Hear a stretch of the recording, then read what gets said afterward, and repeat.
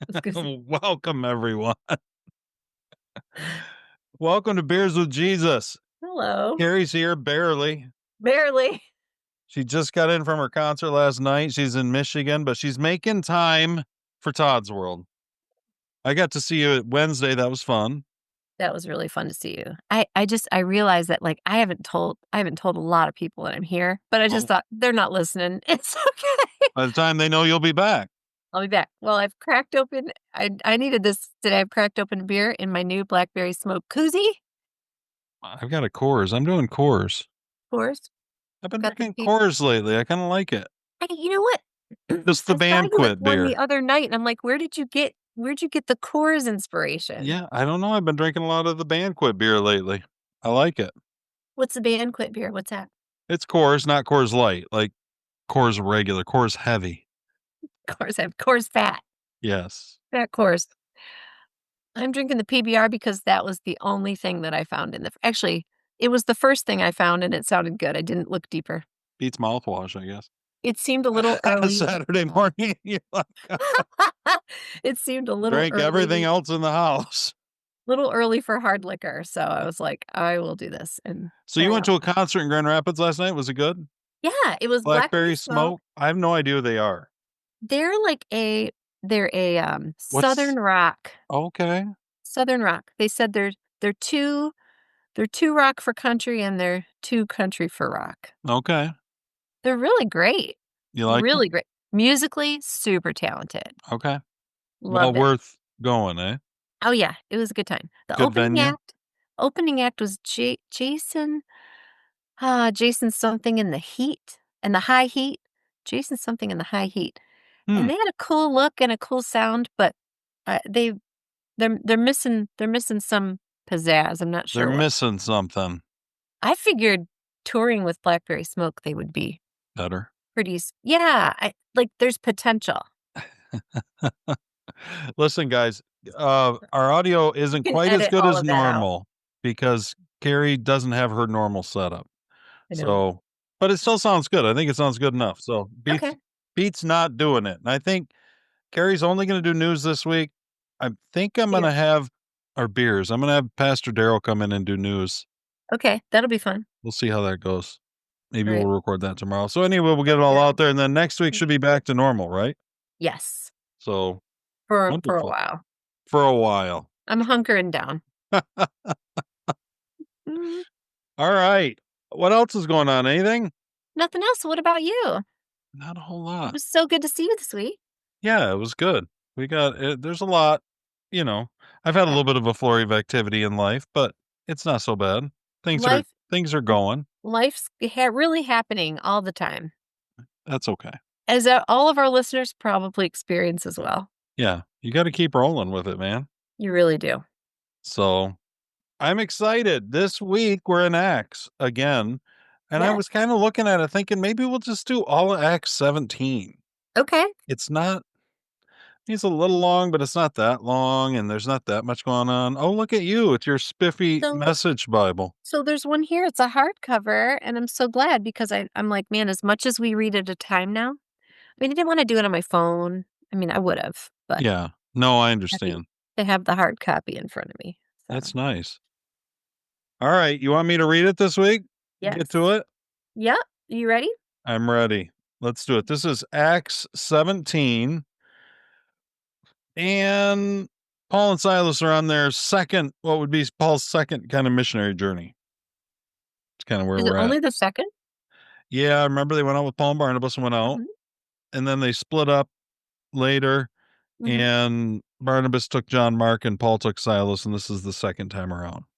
So for Paul, anyway.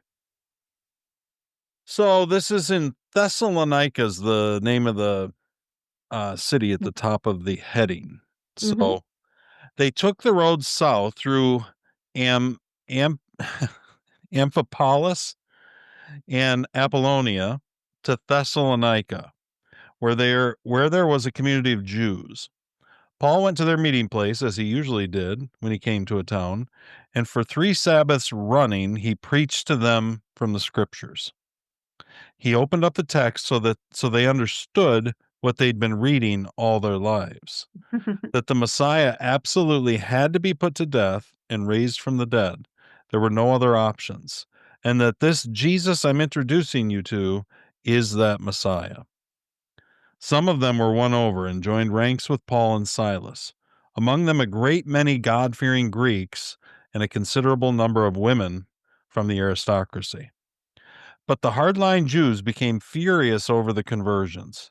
Mad with jealousy, they rounded up a bunch of brawlers off the streets and soon had an ugly mob terrorizing the city as they hunted down Paul and Silas. They broke into Jason's house, thinking that Paul and Silas were there. When they couldn't find them, they collared Jason and his friends instead and dragged them before the city fathers, yelling hysterically, "These people are out to destroy the world, and now they've shown up on our own doorstep, attacking everything we hold dear. And Jason's hiding them. These Oh my traitors gosh. and turncoats who say Jesus is king and Caesar is nothing." How dare they? That was thrown in, I think. I'm not sure that Paul said Caesar was nothing, but made for a good story for the agitators.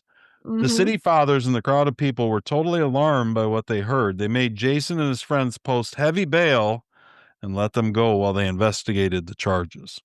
Mm. That night, under the cover of darkness, their friends got Paul and Silas out of town as fast as they could. They sent them to Berea, where they again met with the Jewish community. They were treated a lot better there than in Thessalonica. The Jews received, Paul's message with enthusiasm and met with him daily, examining the scriptures to see if they supported what they said or what Paul said. A lot of them became believers, including many Greeks who were prominent in the community, women and men of influence. But it wasn't long before reports got back to the Thessalonian hardline Jews that Paul was at it again, preaching the word of God. Oh my God. This time in Berea, they lost no time responding and created a mob scene there too. With the help of his friends, Paul gave them the slip, caught a boat, and put out to sea. Silas and Timothy stayed behind. The men who helped Paul escape got him as far as Athens and left him there. Paul sent word back with them to Silas and Timothy, "Come as quickly as you can." The longer Paul waited in Athens for Silas and Timothy, the angrier he got. All those idols. The city was a junkyard of idols. He discussed it with the Jews and other like minded people at their meeting place. And every day he went out on the streets and talked with anyone who happened along. This is Paul the street preacher. Like he had like his sandwich board. The end is Right. nigh. With anyone who happened along, he got to know some of the Epicurean and Stoic intellectuals pretty well through these conversations. Some of them dismissed him with sarcasm. What a moron. But others, listening to him go on about Jesus and the resurrection, were intrigued. That's a new slant on the gods. Tell us more. These people got together and asked him to make a public presentation over at the Areopagus, whatever, Yeah. where things were a little quieter. They said, "This is a new one on us. We've never heard anything quite like it. Where did you come up with this anyway? Explain it so we can understand." Downtown Athens was a great place for gossip. There were always people hanging around, natives and tourists alike, waiting for the latest tidbit on most anything. So Paul took his stand in the open space at the Areopagus and laid it out for them. "It is plain to see that you Athenians take your religion seriously. When I arrived here the other day, I was fascinated with all the shrines I came across. And then I found one inscribed, 'To the God nobody knows.' I'm here to introduce you to this God so you can worship intelligently. Know who you're dealing with. The God who made the world and everything in it, this master of sky and land, doesn't live in custom made shrines or need the human race to run errands for him as if he couldn't take care of himself. He makes the creatures don't make him. Starting from scratch, he made the entire human race and made the earth hospitable, with plenty of time and space for living so we could seek after God and not just grope around in the dark, but actually find him. He doesn't play hide and seek with us. He's not remote, he's near. We live and move in him. Can't get away from him. One of your poets said it well. We're the God created. Well, if we are the God created, it doesn't make a lot of sense to think we could hire a sculptor to chisel a God out of stone for us, does it? God overlooks it as long as you don't know any better. But that time is past. The unknown is now known, and he's calling for a radical life change. He has set a day when the entire human race will be judged and everything set right. And he has already appointed the judge, confirming him before everyone by raising him from the dead. At the phrase raising him from the dead, the listeners split. Some laughed at him and walked off making jokes. Others said, "Let's do this again. We want to hear more." But that was it for the day, and Paul left. There were still others, it turned out, who were convinced then and there and stuck with Paul. Among them, Dionysius, the Areopagite, and a woman named Damaris. Woo! Good I job. got I through know it all. that was a mouthful. You did great. This is really all right. This is kind of packed. Yeah, there's a lot going on. So he gets to Thessalonica, and of course, he always goes to the Jews first. Hmm.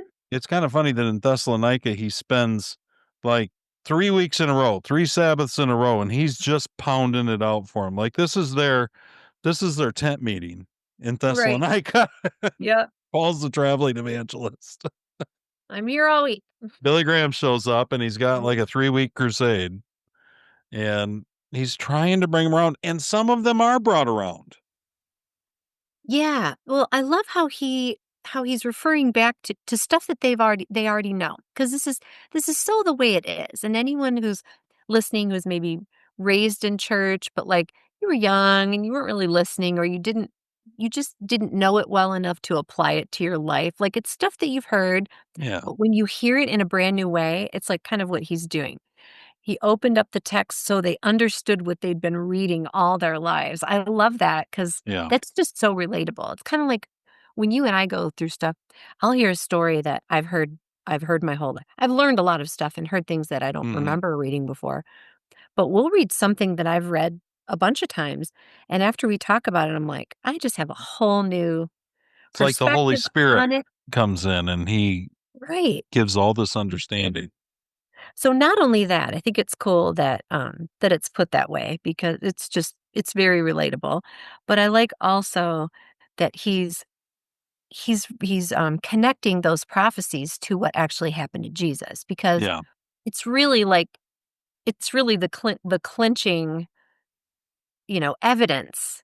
Like, hey, look at this that's been written this long ago. yeah. This is exactly what happened. This had to happen. He's fulfilling the prophecy that you've been learning about your whole life. It's so, He's um making sense of it mhm, for for his Jewish listeners, his Jewish, brothers and mhm, sisters. And he's saying, "Listen, you always thought this. You always thought we were taught our whole lives for hundreds of years, centuries mhm, that the Messiah was going to be this political force and this political figure, and he was going to come in and he was going to, take care of Rome and raise up the modern state of Israel, and the whole thing. There was this idea. And Paul's like, but that was never how it was going to be. It always had to be this way. God was always going to come as a suffering lamb, as a sacrifice, and he there wasn't going to be any reason. You weren't going to look at him like you would look at a king and think, oh man, I want, we want him to take over the throne. That was never how. He was always going to disappoint the people who were looking for that kind of political manifestation of the kingdom. mhm. It was never going to be the case. Sure, I mean, they had made an interpretation, and then over time, in that hierarchy of the church that they had created, they developed all these expectations. Like, they had an idea of what that prophecy was going to look like, what the And you know what? Messiah We're was not any going to. different, a lot of I us. I know, mean, if you look at exactly. what's going on we've Mhm, talked about this on news. Some Pastor Darrell and I talked about it, which is mhm. the idea of this modern Israel idea, kind of tearing itself apart over. A lot of that is evangelicals, Protestants. I don't think so much Catholics. Who knows with Catholics? I mean, Yeah, but I I don't don't know. think I don't think that Catholics have ever gotten quite as kind of down into it. But Mhm. so they're all looking for. They figured there has to be an Israel. There has to be a political thing, and now they're looking over at this modern state of Israel, and they're like, "Holy cow, we're gonna have an antichrist. We're gonna have all these things." Yeah, But it it's was like never that. So it's the same kind of error mhm, that we get caught up even now looking for a political fulfillment when that mhm, was never what it was about with Israel. Paul talks about it in right, Romans 11, and he says, Israel, it was always called through Abraham, it was called through Isaac, it was called through faith. It was always the remnant of faith. It's not replacement. It's not like the church replaces Israel. The church is the natural fulfillment of Israel, and God's opening it up, and more people of faith, a larger remnant of faith is coming in. mhm. But that's always what it was gonna be. But we get mixed up because we so badly want things to be something we can see, something we can lay our hands on. Yes. You know what I mean? Right, it's yeah, it's part of how we're wired. Yeah, and so I think that when the evangelical church today makes that same error, they're making the same error, which is they're not like Paul, which is focusing on just the gospel. It's good because he goes on to say that's not what it's gotta be. It's always had to be this way, and then he lays Yeah. out the gospel. Christ came and he suffered and he died and he rose from the dead. And that resurrection of the dead, Mhm. that's the big one. That's and you can see it even in here. That Yeah, was where people, they can follow along. We get the yeah, same thing today. They can follow along with the story. They can be like, man, this Jesus cat, man, he's got some good like moral teachings, like do yeah. as you'd be done by. Man, he's like Confucius. And then all of a sudden they kill him and he rises from the dead, and that's the part of the story that a lot of your intellectuals and things just turn away and they say, I okay. It's gone a little far. And the same thing was happening exactly to the T back then. Yeah. Like nothing's changed at all. That's the amazing thing. I know, it's kinda funny, people are people. So, okay, so let's jump back because I know we're gonna talk about that later. This You this go wherever you want this to is go, fun. Carrie. I wanna go in order just because there's a lot here, Okay. but okay. So, The teacher and you wants to go in order. The anti-institutionalist in me just wants to break statues. I only wanna go in order because I don't wanna miss stuff. Go I don't ahead. wanna miss stuff. It's only because I don't wanna jump around. But, okay, the, uh, the hardline Jews I'm sorry. Okay, so the hardline Jews got Carrie's jealous. yawning. She was Sorry, partying hard last night. I'm so sorry. I They think got it's pretty impressive you're here today. Thank you. I'm glad to be here. No, they're, like, furious, and they're jealous, and Yeah, I love how they round up I hate it, but this just sounds like today also. They round up a bunch of people to, like, create a mob. They, yeah. like, basically hire these people, recruit them, It's like gather them, Antifa. say yeah, exactly, like, "Go cause a ruckus over this," and it's ridiculous, and then they can't even find who they're looking for, so they just grab Jason. You'll work. Yeah. We just need a person to, like, for the mob to shout about, and I'm just like, it's such a chaotic and I wanna say desperate reaction. You can tell they're really threatened. They're so threatened. It's like they're just absolutely gonna try anything, even if it's chaotic, it's irrational, it's all irrational and crazy, and I think they this is how, again, today, how people react when they hear the truth and they don't like it. Yeah, Because I think on some level, they know this is the truth.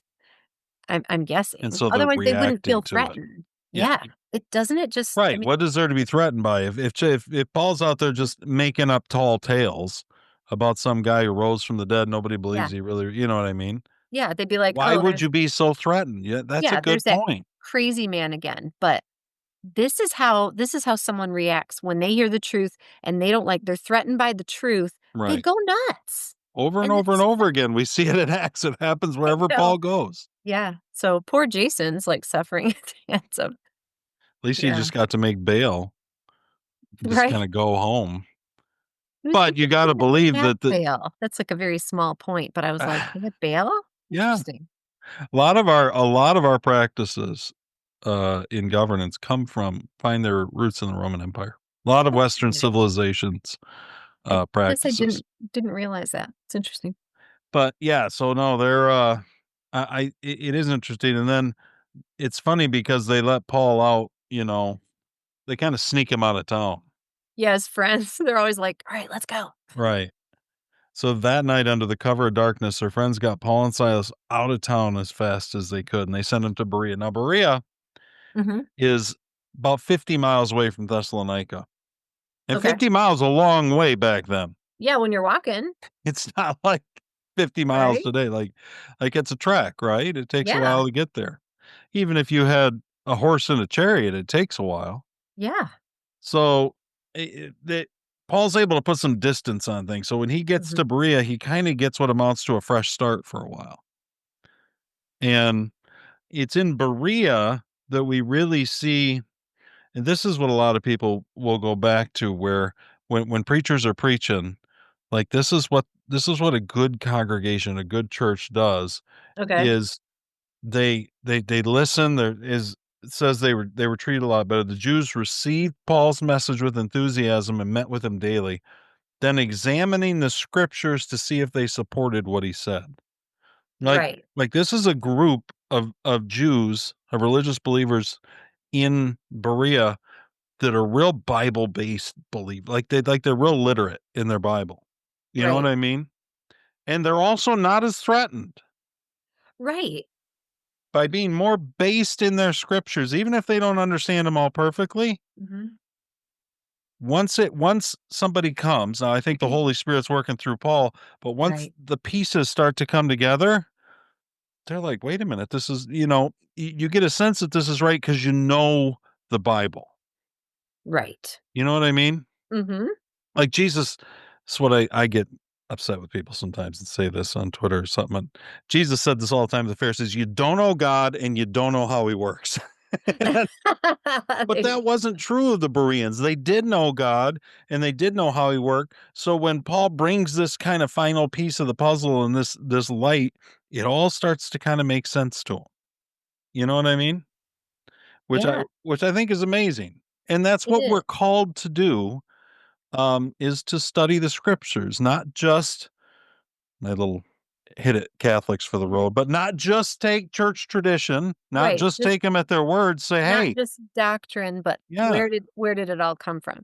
Yeah, no, I don't think it's trust the institutions yeah, carte blanche, right. right? Yeah, and these I know these are side by side accounts to contrast the reactions Yeah, and to show how grounded, educated, and level-headed, the Bereans are yeah. compared to, like, this wildly defensive reaction by And you get real the different Thessalonica. congregations are different. I'm sure this Yeah. is true in the Catholic Church, Baptist, wherever you go. Yeah, So, like, different the personalities. Jews in Thessalonica, they that was a lot different reaction that Paul gets from the Jews in Berea. Mhm. And when the Jews in Thessalonica, the hardliners, finally catch up, they'll walk the 50 miles just to stir more people up. Right? They're like, "We gotta find some people to hire here to" Well, they said, like, it's the end of the Okay. world. He's trying to ruin everything. Right. It's it's a little hyperbolic, Right. I but know, it's in a way crazy. he was. In a Mhm. way, that's what Jesus came to do, was to kinda smash it all, to shatter all our preconceptions, our Mm, previous preconceptions of God, and kind of usher in reality and say, "This is mhm, I am him. You mhm. wanna know what God looks like? Look at me. If you can't believe me, you won't believe the Father." And the Jews had a real hard time with that. Still have a hard time with that today. A lot of people have a hard Exactly. time with it today, but I mean, Yeah, the Jews continue a especially lot when you of get to that times, raising from the dead part. yeah, in their unbelief. Like, "Whoa, whoa, whoa." They're like, "Listen, it's not all about that." Yeah. The other thing I saw about the mobs in my study was that there was, at the time, Mhm. Rome suffered from a lot of the same things that we would recognize a lot of the things like a debased currency, out of control inflation. Immigration was wildly out of control in late stage Roman Empire. Like the decline of empires tends to kind of look similar across across the ages. And Mhm. so there was a lot of unemployed people at the time, like it's specifically in Thessalonica. And these kind of unemployed people would kind of hang out and they were able to be kind of easily whipped up into these mobs. You know what I mean? Which is kind of similar to what we've got going on now. You know what I mean? You look at the BLMs or you look at whatever, and they kind of can get a class of people and they're willing to pay them. They'll do whatever they have to do, but just kind of a rent a mob kind of mentality. You know what I mean? And that's what Paul's dealing with here is he's dealing with that. And I think that's why previously you saw him kind of stand up against him. Now he's just kind of slipping out when he can because it's become so obvious that the people he's dealing with are more organized and you can't Okay, gotcha. reason with them. They're coming from other places. Just Mhm. like I say, when I make the Antifa comparison, I really think it's comparable because it Yeah, doesn't I think matter so. if you have people in if Antifa's being let out of Chicago, you got people that go to Portland or they go wherever, but the whole Rent-a-Mob kind of thing, they're real on point and on purpose in what they want to do, which is disrupt Paul in Right. this scenario. You know what I mean? Yeah. Yeah, totally. And so Um, he kind of takes well, what he can get time wise and then bolts. right. And he's obviously he's gotten caught before and arrested and he just stays in faith and he's been rescued, but it's not like he's trying to put himself in Right. like in the pathway of arrest, to test it again. It's like if he has a chance, I'm sure he wants to. He's not trying to get beat up for penance, Yeah. right? Yeah. That's He's right, because didn't he get beaten up really badly yeah, a just couple of chapters before ago? in Philippi. Yeah, Okay. in chapter 16, beaten up and thrown in jail. That's that we're coming right off where they're in jail and him and Silas are praising and the earthquake and the jailer, the whole Right. thing. But even that's right, they were beaten up then, but before that, wasn't it Paul who was beaten up? We speculated that he was maybe even beaten up, Yeah, like, to death and to almost death or within an inch of his life. Okay. So, yep. yeah, I can see him now saying, "Hey, I'd like to just I don't mind moseying out of town. proactively, preemptively exiting the town before." Yeah. So he's taking what God gives him. He's Yeah. essentially taking what the Spirit gives him. Mhm. So he'll move on Yeah. far enough away where he can work for a while, and we don't know how long that is. It could take a couple months, Mhm. in that kind of time, that kind of distance, it could take some time for things to catch up to you or to Yeah. get back and people to come and whatever.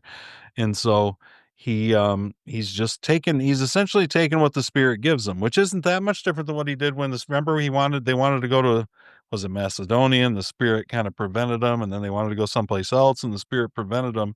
Right. I And remember so that. it seems like he's getting pretty good, or Paul and Silas together are getting pretty good at following the Spirit's lead. And so once all of this resistance sets in, they're like, okay, we're out. We're shaking the dust off our feet and we're moving on Okay. and on to the next one. And that seems to be the pattern that he kind of goes through. Probably the pattern that we're supposed to do as well. In other words, you don't beat your head against a concrete wall until it bleeds. You know what I mean? You recognize you're looking for receptive listeners and receptive hearts, and when you don't, or you find what you find, and then you move on. Yeah, And that's what totally. Paul and Silas are doing. And God's behind it. God seems to bless it.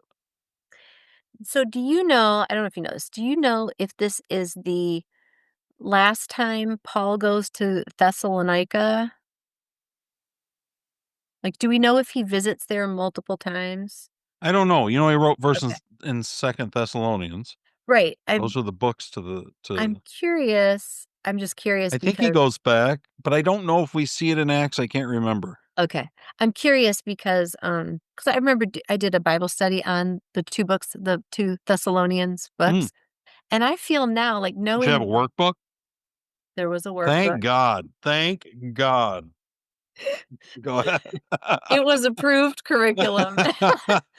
Um, but I'm just curious about it now. I'd like to go back and Yeah.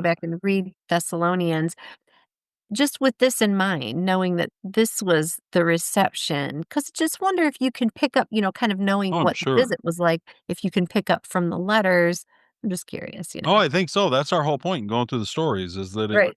the stories make a lot more sense of the letters and the notes and everything else. Yeah. You know what? And it does. So Yeah. so they do that. They go, where'd I go? He gives them the slip again because they're after him again, right? Yep. So then he slips out of Berea. Mhm. This time, Paul has to go on his own. So, Oh, yeah, yeah. I mean, I don't know if they've got him like in the turn-up truck with like the gunny sack pulled over him, and he has to like sneak away, and then he's got to wait in Sure. Athens for Silas and Timothy. Yeah. Because Paul clearly was the one that they were keying on. Mhm. He's probably doing most of the teaching and this, that, and the other, and he's the one that the mobs and the hardliners are keying on. So Silas and Timothy can kinda take their time and get out, when they need to. Yeah. I mean, I would think they'd be in danger too, but obviously it was the Yeah. most important part of the story was that he got away. So I looked up this place where they went in the next section. Athens? Yes, it's a hill. It's a hill Yeah. in Greece, and it's pronounced Areopagus or Areo Areop yeah, Areopagus, there you go. Areopagus is kind of how they said it. I know that sounds terrible.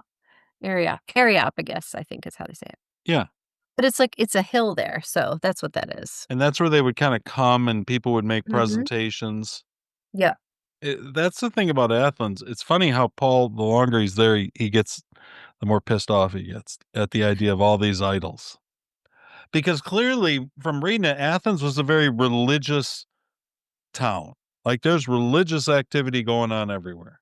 Okay. There's little shrines all over, you Okay. know what I mean? Whatever. Sounds kind of Catholic, A like little bit, I mean, yeah. whatever. I mean, I'm picturing Like it a like that. grotto. The grotto? There's stuff everywhere. There's candles, there's Right. all this but to all these different gods Mhm. because Yeah. they were pantheists, they Yeah. believed in multiple gods. Mhm. And, so Paul's getting upset, but he does deal with them a little differently than he deals with some of the others because of their I don't know what you call it, their religious fervor. So in other words, Right. there's something about that even though most of the gods are wrong and it's idolatry and whatever, these people are seeking God. Yeah, which is cool of him to recognize, I guess, to make that distinction and not just come in, full of criticism. Yeah. Well, he starts angry and then he's talking with people about it but what's interesting is that anger in him, it doesn't seem to come out. It seems like he kind of gets a hold of that and he doesn't approach the Athenians in anger. Right. You know what I mean? Mhm. Like he's angry at the idea, but when he's dealing with them, he's like, "Listen." And he finds and I think again, this is just following the spirit. He finds this altar to the unknown God. Yeah, I like how that's his in for them. It's kinda like he finds a way to meet them where they are Yeah. instead of just saying, "All of this is garbage. All of this is Right. nonsense. I'm gonna tell you about the real God." Instead, he kind of goes, I think it's kind of clever. Well, he compliments him at his very first thing he says is, Yeah. "It's plain to see that y'all take your religion seriously." Mhm. And they think, "Yeah, we do." Because they do. They care about it. Maybe Yeah. more so than other towns in Greece, Mhm. whatever that means. Right. But yeah, and so he's fascinated by all the shrines. Then he finds the one to the unknown God and he's like, "Man, I got it. That's what I came to tell you about. Yeah, The I only love one that you that. missed."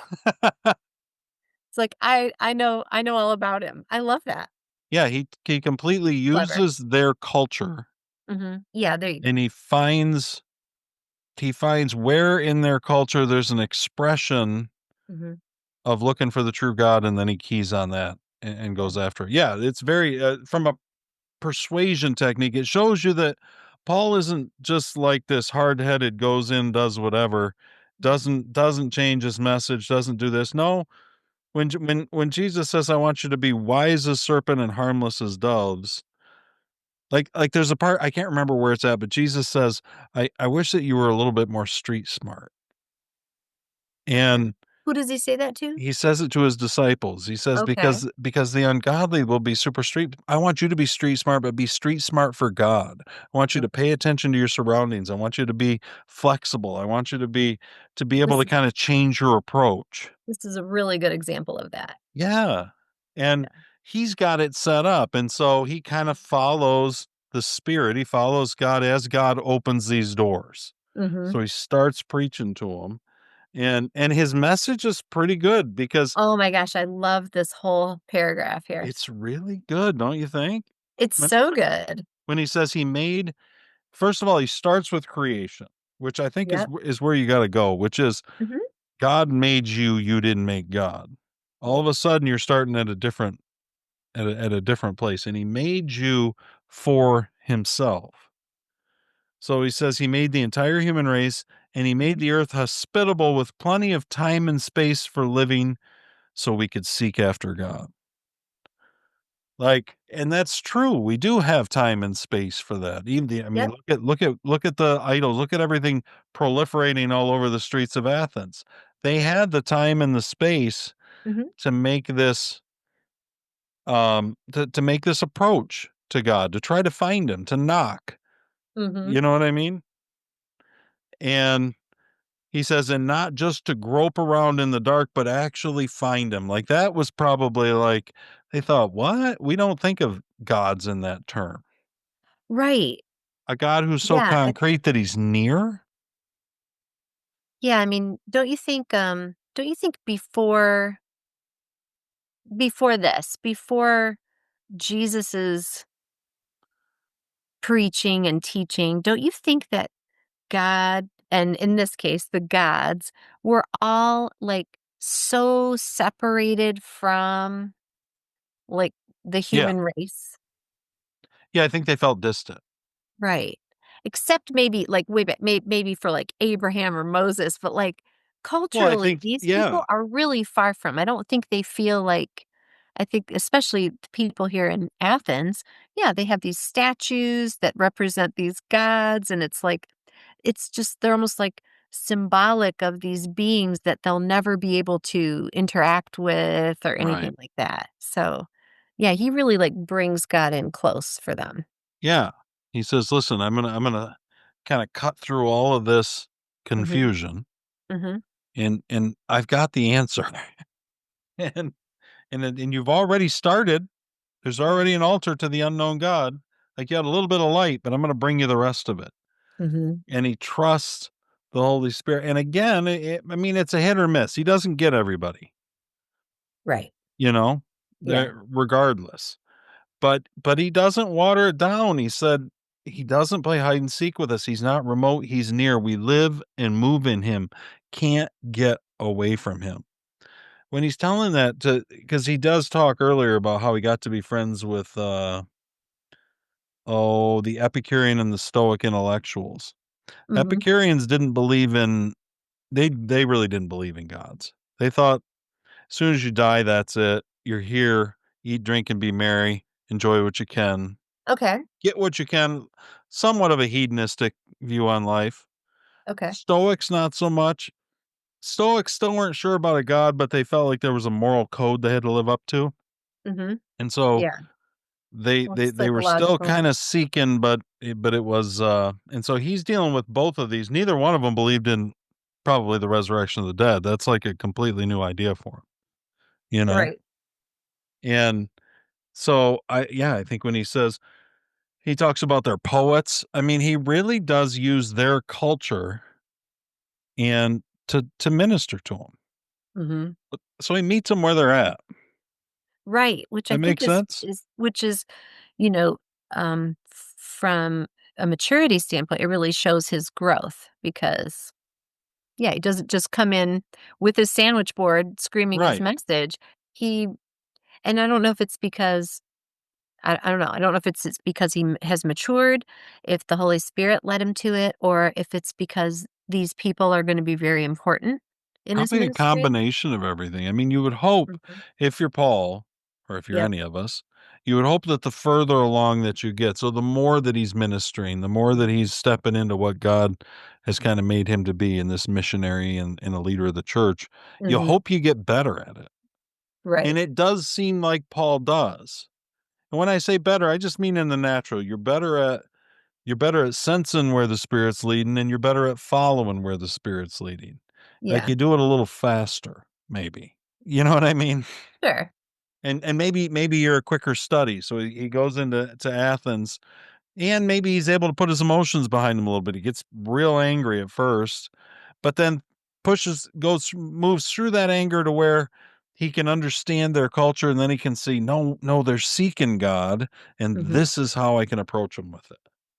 So yeah, I do think that this is that you're getting a picture of a more mature approach by Mhm. Paul as he goes on. And I don't think there's anything wrong with it. I don't know why that would be any different than any of the rest of us. Right. I mean the idea that God supernaturally gave Paul everything he was ever going to need and he was just going to be like a ventriloquist puppet. It just doesn't make any sense. You know what I Yeah. mean? Like Totally. Paul's going to grow, of course. Mhm. And he's going to grow as an apostle. He's gonna grow as a pastor, he's gonna grow as a leader, he's gonna grow as a missionary, and he is, and we see it. So, I think yeah, I think that's good, and then it's also interesting when he says, "God overlooks it as long as you don't know any better, but that time is past. The unknown is now known, and he's calling for a radical life change." Like, that's where the gospel kinda hits our lives, like, it hits ground zero, and Right. it's like, you know, before that, we've got all these shrines and we can do all this incense and we can light these candles and we can do whatever, and that's all fine and dandy. Mhm. But what about when God's real and God's near and God's making his approach and God says, "Okay, you didn't know before, but now you know, Mhm. and now it's time for a life change." That's that offensive part of God. That's Right. that It's like, offensiveness kicking in. yeah, he's saying, "What are you gonna do?" Yeah. So this reminds me, I wrote this down because I would really like to read this in some other translations. Mhm. Love, the Well, I message. mean, if you wanna waste your time. I'm just kidding. I'm just curious because we were just talking about this, Where? over dinner Oh, at your house. we were. Well, yeah, because we were talking about, well, a couple of your daughters, we were talking about people like knowing or not knowing, you know? Yeah, Like we were talking kind of like about the books in the Bible or, this religion versus that religion. It's yeah. like, listen, I don't think, and I have not been basing this on anything biblical, but I just don't think that we're going to be penalized. If we believe in the message of Jesus and we believe he's our savior, I just don't think we're going to get penalized for the little nitpicky differences. Like, well, we believe that you shouldn't mow the lawn on Sunday, and this other church says, well, we believe, it's wrong to be mowing your, you know, Yeah. it's okay or it's not. It's just it's like that. Or can we drink beer or can we not drink beer? Those kinds of things. I don't think that our salvation hinges on those things. I No. don't think that's what I don't think that's what God cares about, the legalistic list. But this not knowing it, not knowing any better, I'm just curious how that's put. But I love this. Y Basically, he's like, "This is the truth. Now you know it. right. What are you gonna do?" When you're operating from a position of Mhm. ignorance, Mhm. God, I think, takes your ignorance into account, Yeah. right? Mhm. But and I do think you're right. I think God majors on the majors and minors on the minors, and Well said. we'd do well to do the same. Well said. You know Okay. what I mean? Yeah. And I do. I think that's true. Like, if you happen to like a Catholic church and you like more of the liturgy and some of those things and that works for you, Mhm. cool. And if you happen to like a Pentecostal church that's a little more loose and a little more out there, cool. Like the worship We're all band. after Jesus. It's not those expressions that are all that important. Right. Um, I hope. well, I mean, you run into some things where maybe you can see why you can see why some of these things like transubstantiation, Mhm, whether the bread be actually becomes the flesh of Jesus or not, you mhm. can see why some of those had some pretty big implications and why people got riled up over them. I Yeah. personally don't get that riled up over it. I Right, I but don't either. I I mean, get riled up over somebody saying, that, Jesus isn't who he says he is. I right. get riled up over that, but yeah, I don't really care about some of the other stuff. Yeah, and it's what people want to do, and I think you're right. I think that we're seeing that, and I think that to the extent that as you study the Bible, Mhm. that spirit tends to take over more and more I think so of too. your heart, which I think so is too. the more that I study, the more I realize that God's really majoring on the big things, and Mhm. that Jesus wasn't as concerned if they were plucking wheat on the Sabbath or whatever. You know what I mean? Yeah. That he was kind of Well, yeah, definitely. So why do you like that line? You pointed it out and then I jumped right in with all my thoughts on it. no, you're perfect. I like it because first of all, it does give some recognition to the fact that God expects people to respond to the amount of light that they've been given. So, in other words, if you're, Mhm. you can look back. Some of us would come back to our hell idea and the way we look at the afterlife and whatever. Some Mhm. people would look at, say, there's an island off there in the Pacific that's never heard of Jesus. They've never been Sure. civilized or whatever. How Yeah. can God hold those people accountable? Well, Mhm. I don't think that he does in the same way. I I think that at agree. some point, whether it's in this life, whether it's in the next part of the journey, that God will reveal himself to those who are seeking him. Yep. And that it's as he reveals himself, as he sends that light, Mhm. that God begins to judge us on how we respond to that light. Okay. Does that make sense? Totally. That's why I always thought it was ridiculous, the idea that people get all hung up on, well, Yeah. what if babies die? Do babies go to hell or whatever? It's a No, it's crazy idea to me. well, it's a crazy idea that God would, like, eternally damn a baby who hasn't even had a chance to, It's the know height what of is. legalism to me. I just feel like that's somebody who's getting just all caught up in the minor, in the details and trying to fit everything together instead of stepping back and saying, "Yeah, but is that the God that you know? Like, is Right. that the God that you pray to every day that's working inside that you live and move and have your being in? That's the God? And Just I don't think looking for that any is baby he can find who might not have been baptized and roasting them? Crazy. I just I don't think and I don't know, there aren't people out there who know Jesus and who believe that, right? well, I don't know. Augustine did. I mean, that's why not only the Roman Catholics, that's why infant baptism exists. Okay. Is a legalistic um look at. In other words, if you're not baptized, you're not saved and you're not, I just it's a the it's a literalism that I can't get behind. Okay. You know what I mean? Sure. Um so I I mean, do. I understand that people struggle with it and they do whatever, but Yeah. personally, yeah, I think God's got it. And he's gonna what we need to worry about is us. Right. And I mean, we gotta approach other people within the context of what they're dealing with. And Mhm. that is to a certain degree, we have to be able to look at it realistically. We have to be able Mhm. to look at people and really understand Yeah. where they're coming from. You know what I mean? Completely. Yeah. Okay. And Paul I think is good at that. But also I think yeah, I think it shows the heart of God that God is not out there trying to catch people. There is Right. a day of judgment, Mhm. but there's an ongoing revelation of God. Mhm. And I don't mean that there's another savior coming. I mean there's an ongoing revelation of the story God has already told to Yeah. everybody because everybody doesn't know that story, and even if they know it, they don't take it in the same. Like, some people can hear that same story for 10 years, and then the right thing will happen. Maybe they'll Yes. have a health struggle, maybe somebody will pass, whatever it is, but that usually they'll Mhm. go through some kind of of an ordeal of suffering, and everything that they knew about God. This is where I said earlier in the chapter that he helps them understand the stuff they've been reading all their lives. The Yes. Spirit moves in, and all of a sudden, all the workbooks that we've been piling up our whole life, God starts to make sense of them. Mhm. You know what I mean? Yes. And and and that's what we're trying to do for other people. We're not trying to beat them over the head and help them understand that they're this close to frying.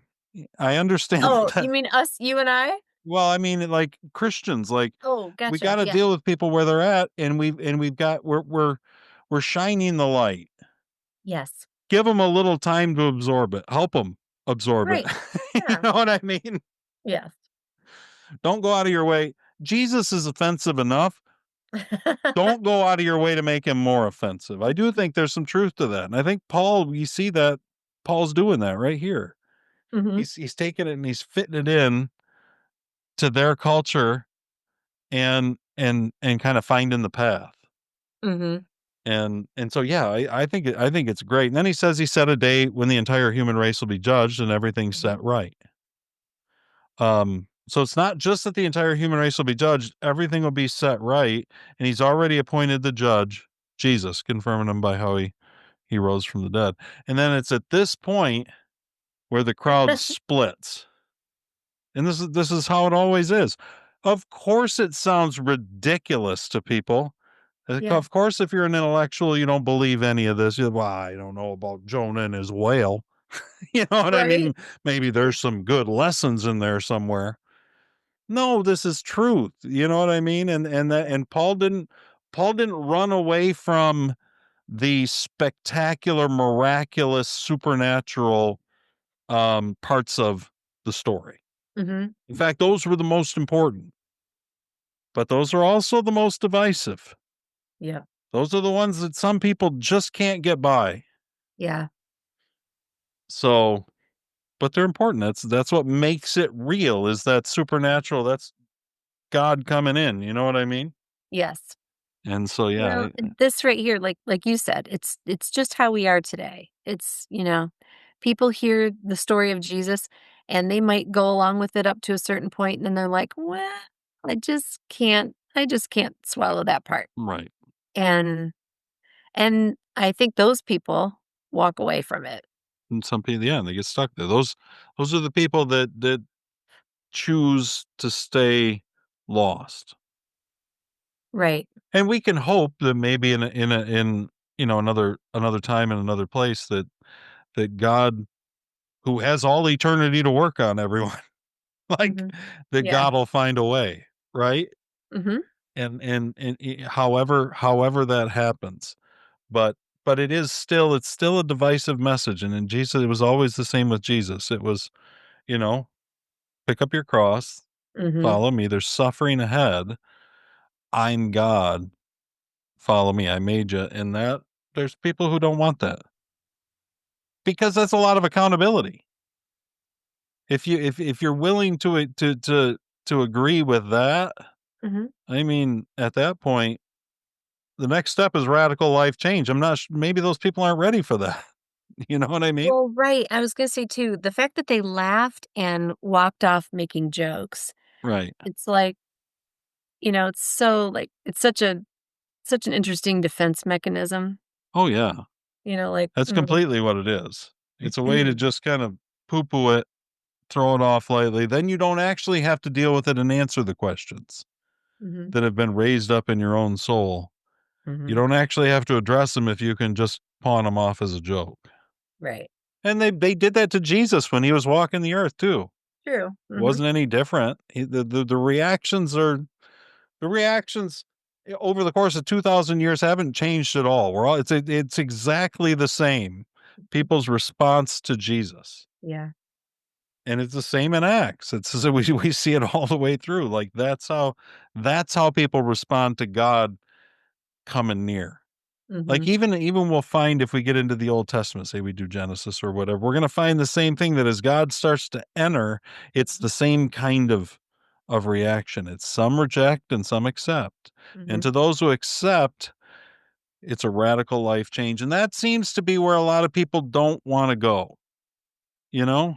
Right. I mean, it's unknown. I feel like we've talked about this too. It's like there's stuff we want to hold on to. Like we don't necessarily want to give Yeah. up our worlds the way that we have created them, the way we know them and understand them and we're comfortable, Right.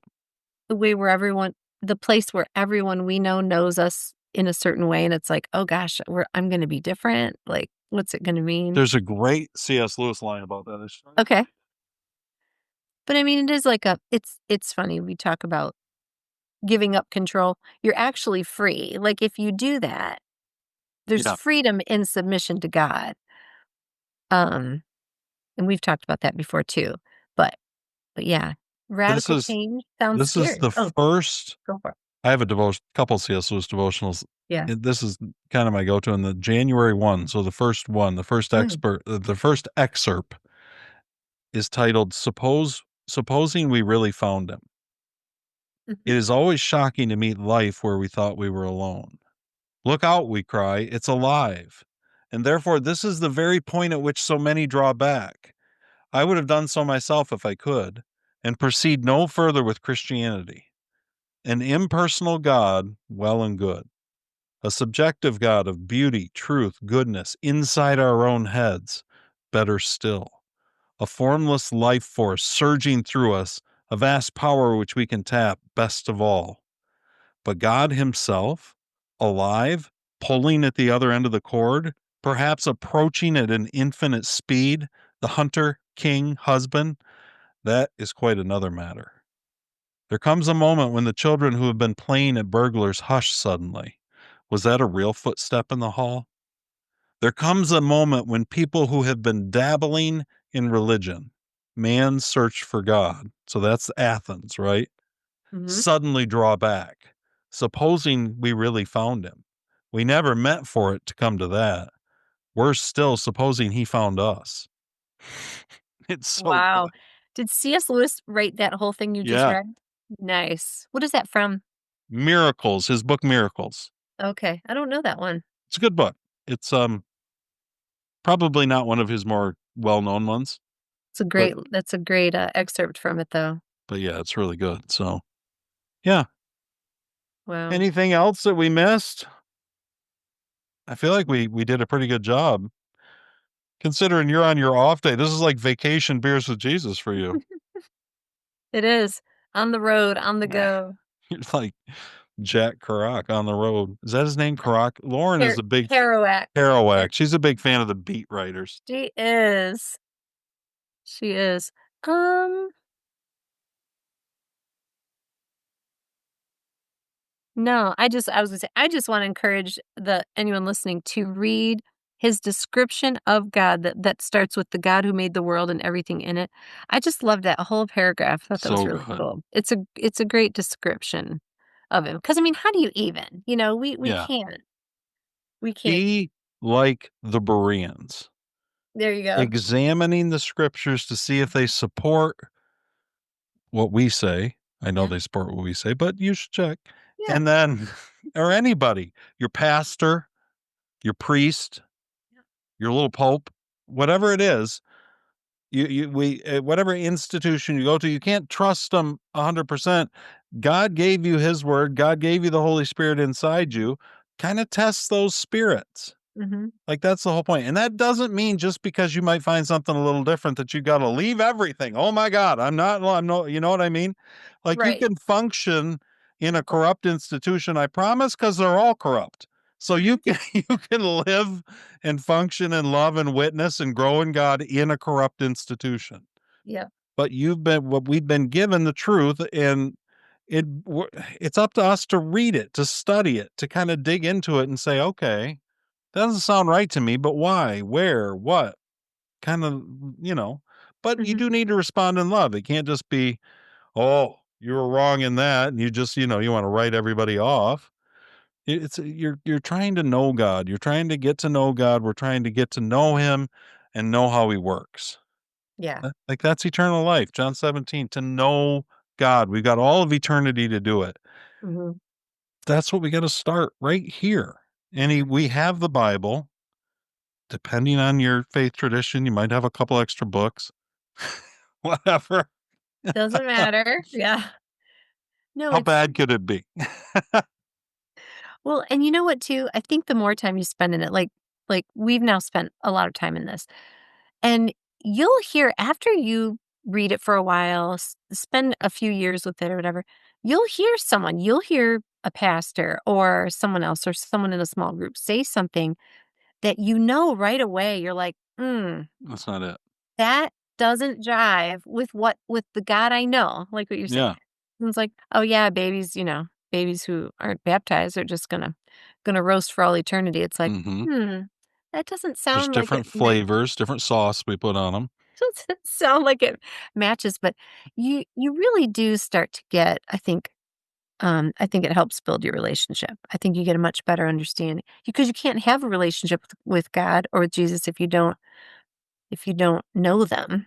Right. So this just helps you know. And then I think when you hear things that are either borderline, this is like an extreme example we're giving, but even something borderline, you might be like, then you can be like a Berean and you can go Right. to scripture and say, is that right? Or it doesn't Yeah.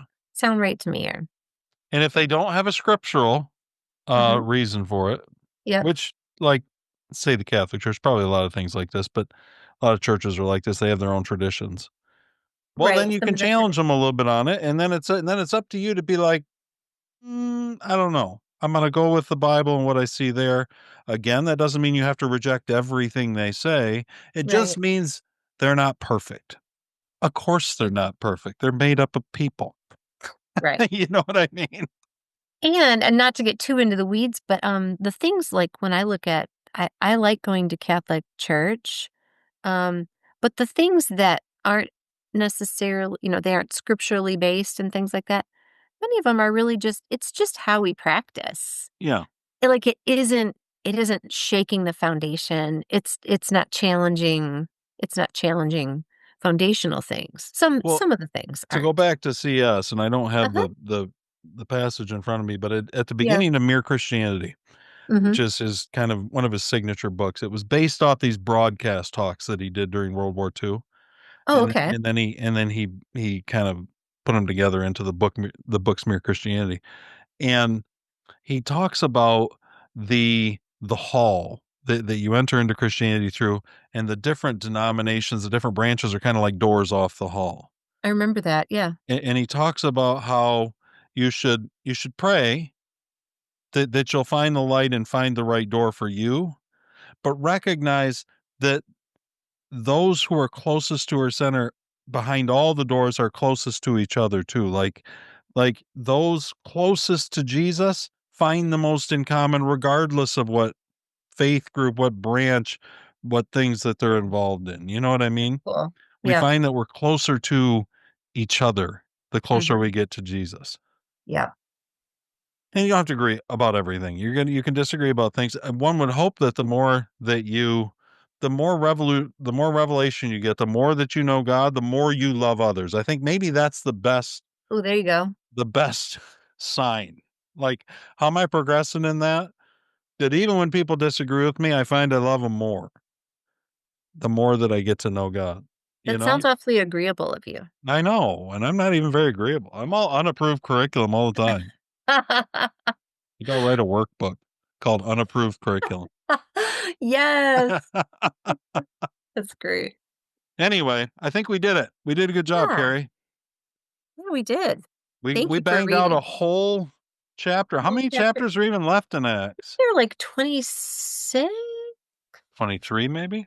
Let's look. I don't know. 28. I see 28. You're right. 28. Okay. We got 11 more chapters to go, guys. Okay. We're flying. We are. Compared to how we did with Mark, we're flying. We are. Wonderful. All right, guys. Thank you for joining us. Listen to news if you haven't. That should have dropped Yes. yesterday. I Mhm. haven't recorded it yet, so I don't know what brilliance emanated forth, but I'm quite certain it did. I'm confident in you guys. And then I'll Gary miss will be you. back next week. Mhm. Yeah, you did pick a bad week. We got Hunter Biden came out of Oh the my woodwork. gosh. Michelle Obama came out of the woodwork talking about black people's hair. There's all kinds of craziness out there this Black week. people's hair. Oh my gosh. I can't wait. So anyway, guys, check out news if you haven't. Also, I'm reworking the whole toddsworld.net store. So a lot of the merch is new. Check it out. We've got a Todd's Cool. World unapproved curriculum T-shirt. Love it. A lot of fun stuff. So, um, I That's got rid great. of all. I did have some Trump merch on there from back in the day, and I got rid of all that because I feel Okay. like we're moving past political times. Yeah. So Yeah. we're all Todd's World all the time now. Cool. There's some fun, wildly opinionated news sweatshirts and T-shirts. I've got T-shirts now too. Oh, nice. Beers with Jesus, and I took them and I made those panels a little smaller on the front. Oh, good. I felt like it was a little big before, like when it was like Mhm. Beers with Jesus and it was like real Yeah. life size mugs. It was a little much. So check That's that out, great. guys. All right, and we'll be back next week. All Thank right, you. wonderful. Thanks for joining me today, Carrie. Safe Yeah. travels back Thank you so much. to We'll the see you. warmth of Jacksonville. Woo. It's not I too know. bad here though. It's going to be No, like it's like 56 today. beautiful today. I think it's dropping tomorrow, Yeah, yes? don't worry. We're on our way down. We already got snow a week ago, so Oh it's my gosh, I coming. can't believe that. Wild. All right, guys. Thanks for joining us. Thank Carrie, you. safe travels. We'll see you next week. Alright, we'll see you soon.